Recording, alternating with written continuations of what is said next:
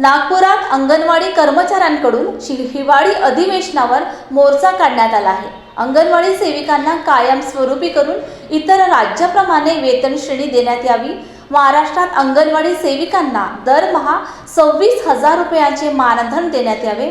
या मागणीसाठी महाराष्ट्र राज्य अंगणवाडी कृती समितीच्या वतीने नागपूरच्या विधान भवनावर मोर्चा काढण्यात आला आहे। मुख्यमंत्री, अर्थमंत्री, मुख्यमंत्री, राज्य शासन, राज्य सरकार, राज्य सरकार,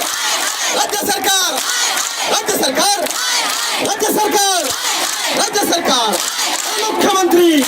आजचा जो मोर्चा आहे आमच्या अंगणवाडी कर्मचाऱ्यांचा जो मोर्चा आहे कृती समिती अंतर्गत आयटेक म्हणून मी प्रतिनिधित्व इथे करत आहे।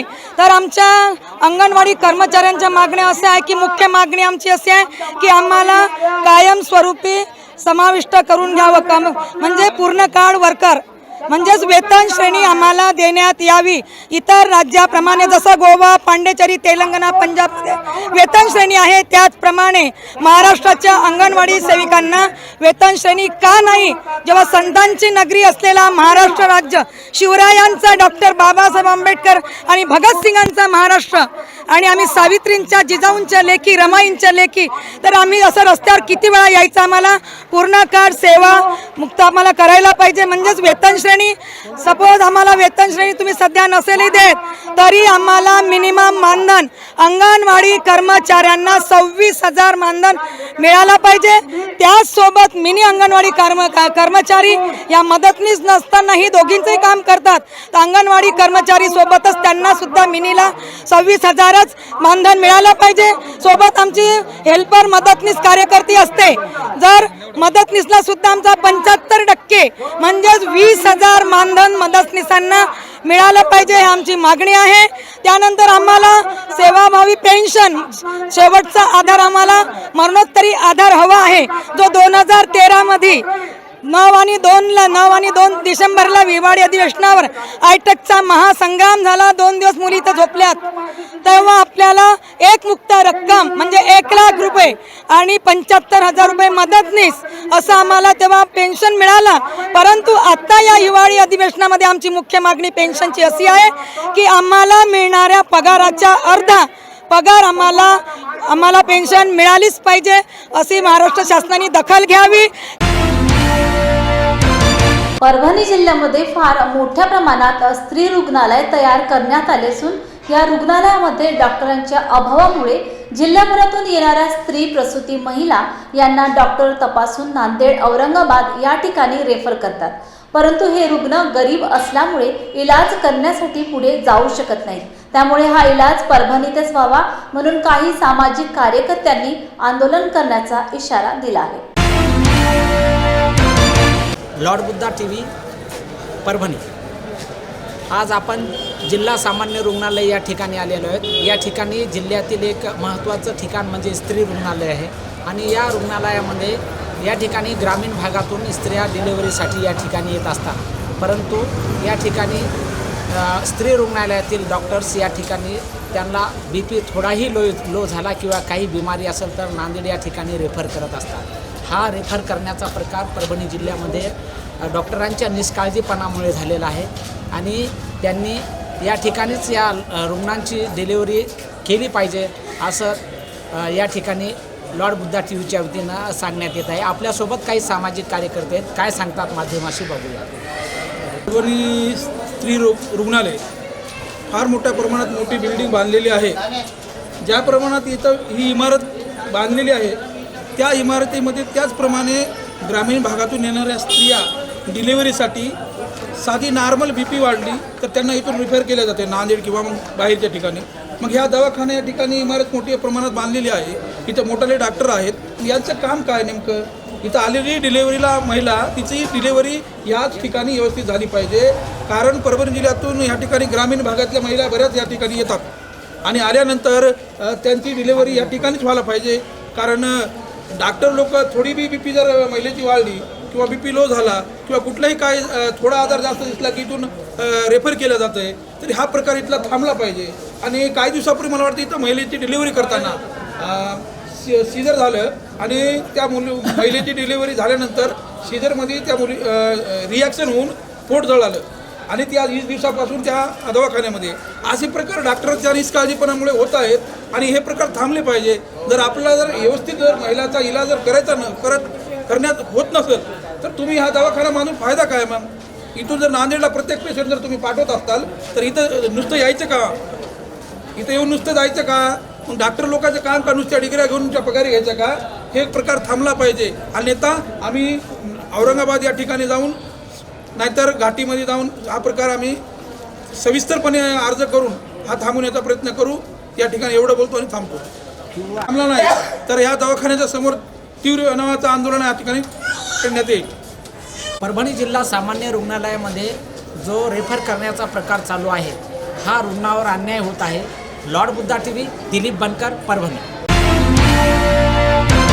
मोरबे धरण प्रकल्पग्रस्तांनी आपल्या न्याय हक्कांसाठी आंदोलनात्मक लढा पुकारला आहे. मागील कित्येक वर्षे रायगड जिल्हा प्रशासन स्थानिक प्रशासनाकडे लेखी निवेदनाद्वारे मागण्या करूनही पूर्तता होण्यास विलंब होत असल्याने मोरबे धरण प्रकल्पग्रस्त यांची सहनशीलता संपली असून ते आक्रमक झालेत. सामाजिक कार्यकर्ते राजाराम पाटील यांच्या नेतृत्वात मोरबे धरण प्रकल्पग्रस्त कृती समितीच्या पदाधिकारी आणि प्रकल्पग्रस्त यांची जिल्हा महसूल व पुनर्वसन शाखा अधिकारी यांच्या दालनात सकारात्मक बैठक झाली. यावर लवकरच बैठक घेऊन तोडगा काढण्याचे आश्वासनही देण्यात आले. अंकुश वाघ आहे, प्रकल्प धनग्रस्त कमिटी उपाध्यक्ष आदिवासी. तर सर मी आज 2011-2012 पासून जे मी धावपळ करतोय त्या प्लॉट संदर्भात योग्य पद्धतीने पुनर्वसन झालं नाही, काही लोकांचे सातबारे झालेले नाही आणि पुनर्वसन कायदा नाही आणि परंतु आमच्या लोकांना प्रकल्प दाखले नाही, काही लोकांना नोकऱ्या नाही. ह्याच धावपळी आम्ही फक्त धावतोय फक्त आम्ही एक निवेदन फक्त करतोय. निवेदनाचा उत्तर फक्त येतात करू पण कुठलाही अधिकारी कुठली दखल घेत नाही.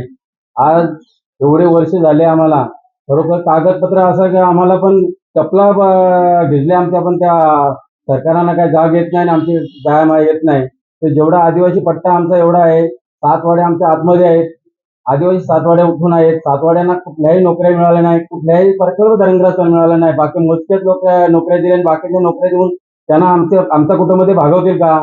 मग आमच्या पोरांनी कधी आमच्या लोकांचा कधी पोट भरावं? आम्हालाही नोकऱ्या मिळाव्या, ह्या काही गोष्टीचा रोजगार मिळावा या हेतूने आम्ही निवेदन करत राहिलो आणि योग्य पद्धतीने पुनर्वसन व्हायला पाहिजे, प्लॉटिंग आम्हाला मिळायला पाहिजे. अजून परत आमचे सातबारे झालेले नाही, परत आमच्या आदली बदली जे प्लॉटिंग आहेत त्या अजून काही दखल घेतलेली नाही. हे दखल मिळावी आणि आता जे आम्ही जे निवेदन दिलेलं आहे ज्या उपोषणचा 12 तारखेचं, तर त्याच्यामध्ये आम्हाला पुनर्वसन अधिकारी आपली मीटिंग लावली इथं पुनर्वसन अधिकारी कलेक्टर ऑफिसला. तर त्याच्यामध्ये खरोखर आम्हाला असं दिसून आलं की काहीतरी ते दखल घेतील असं आम्हाला आश्वासन दिलं आहे. हे आम्ही मार्गी लावू आणि परत बैठक लावू असं आम्हाला आश्वासन दिलेलं आहे. आपल्याकडे साधारण या समितीमध्ये किती पेपर आहेत, कागदपत्र किती आहे? पेपर 2011-2012 पासून भरपूर पेपर आहेत. ते एक मोठा झोळा भरेल एवढे पेपर आहेत. पेपरचा उपयोग काय? एवढे मोलमजुरी करून आम्ही निवेदन केलेले आहेत. गरीब आदिवासी माणूस किती फिरून फिरणार आहे? नाही नोकरी आम्हाला नाही काय. 2 माणसं जळतीलच ना. दळी भागाचा आहे, सर्वात पूर्ण जिल्ह्याचं माझं काम आहे. एवढं माझ्याकडे पेपर आहेतच, पण हे मोजके मी जे झोळा भरेल एवढे माझे प्रकल्प धरणग्रस्त प्रकल्प याचे निवेदन आहेत आणि दळी भागाचे आहेत. काही ज्या अशा बारीक सारीक सर्व तालुक्याची माझी कामं आहेत, अशा भरपूर फायले आहेत प्रकल्प धरणग्रस्त सोडून. हुआ बहू? माँ, पाइल्स की बहुत तकलीफ हो रही है। तो तुम गुदरोग सर्जन के पास क्यों नहीं गई? देखो, जैसे हार्ट के लिए हार्ट स्पेशलिस्ट, ब्रेन के लिए ब्रेन स्पेशलिस्ट, तो पाइल्स के लिए पाइल स्पेशलिस्ट क्यों नहीं? स्त्री हो या पुरुष, टॉयलेट में तकलीफ केवल पाइल्स ही नहीं, और भी कई प्रकार के गुदरोग तथा कैंसर भी हो सकता है। इसीलिए इसकी प्रत्यक्ष जांच जरूरी है। ठीक है माँ, पर जांच के लिए हम जाएंगे कहाँ? वही काले आयुर्वेदिक पाइल्स हॉस्पिटल में। लेकिन माँ, प्रेगनेंसी में पाइल्स की दवाइयाँ? प्रेगनेंसी में आयुर्वेदिक दवाइयाँ सुरक्षित होती है। जनहित में जारी काले आयुर्वेदिक पाइल्स हॉस्पिटल, औषधि चिकित्सा तथा सर्जरी ट्रीटमेंट उपलब्ध। हमारा पता उमरेड रोड, दिघौरी बस स्टॉप के पास, नागपुर। अधिक जानकारी के लिए वेबसाइट पर जाएं kalepileshhospital.com। डॉक्टर बाबासाहेब आंबेडकर वर्ष 11 वेलफेअर डे सेलिब्रेशनचे आयोजन 20 डिसेंबर रोजी संध्याकाळी 7 वाजता तापडिया नाट्यमंदिर निराला बाजार येथे होणार असल्याची माहिती कार्यक्रमाचे आयोजक तथा स्वागत अध्यक्ष ॲडव्होकेट SR बोदळे यांनी दिली. लॉर्ड बुद्धा टीव्ही चॅनलच्या माध्यमातून त्यांनी सर्वांना कार्यक्रमास उपस्थित राहण्याचे आवाहनही केले आहे. सप्रेम जय भीम. मी advocate SR Bodade, advocate Aurangabad high court खंडपीठ. दरवर्षीप्रमाणे डॉक्टर बाबासाहेब आंबेडकर लॉयर्स डेचे आम्ही आयोजन करत आहोत. यावर्षी 20 डिसेंबर 2023ला 11वे doctor Babasaheb Ambedkar lawyers day सेलिब्रेशनचे आम्ही आयोजन केलेले आहे. त्या आयोजन निमित्त औरंगाबाद खंडपीठाचे ॲडमिनिस्ट्रेटिव्ह जस्टिस रवींद्रजी घुगे ह्या कार्यक्रमाला उद्घाटक म्हणून लाभलेले आहेत. त्यानंतर खोब्रागडे साहेबसुद्धा जस्टिस खोब्रागडे साहेबसुद्धा या कार्यक्रमाला उपस्थित राहणार आहेत. या कार्यक्रमाला लॉ कमिशनचे मेंबर संधानशिव सर या कार्यक्रमाला प्रमुख वक्ते म्हणून लाभलेले आहे. त्यानंतर अमरजीत सिंग गिरासे ह्या कार्यक्रमाला वक्ते म्हणून लाभलेले आहेत. हा कार्यक्रम आम्ही संध्याकाळी 7 वाजता तापडिया नाट्यमंदिर येथे सुरुवात करणार आहोत. ह्या कार्यक्रमानिमित्त मी सर्व जनतेचं आवाहन करतो की ह्या कार्यक्रमाला आपण उपस्थित राहून कार्यक्रम यशस्वी करण्याची प्रयत्न करावा ही ह्या निमित्ताने मी आग्रहाची विनंती करत आहोत. कोल्हापूर DY पाटील अभिमत विद्यापीठाला नॅकचे प्लस नामांकन जाहीर झाले आहे. नॅककडून विद्यापीठाला CGP गुण मिळाले असून यामुळे विद्यापीठाच्या उत्कृष्टतेवर शिक्कामोर्तब झाले आहे, अशी माहिती कुलपती डॉक्टर संजय D पाटील यांनी दिली. यावेळी एज्युकेशन सोसायटीचे उपाध्यक्ष व आमदार सतेज पाटील, विश्वस्त पृथ्वीराज पाटील, कुलगुरू डॉक्टर राकेश कुमार मुदगल, कुलसचिव डॉक्टर VV भोसले, संचालक डॉक्टर शिंपा शर्मा, डॉक्टर राकेश कुमार शर्मा उपस्थित होते. Rise on the stage of triumph. Let us applaud.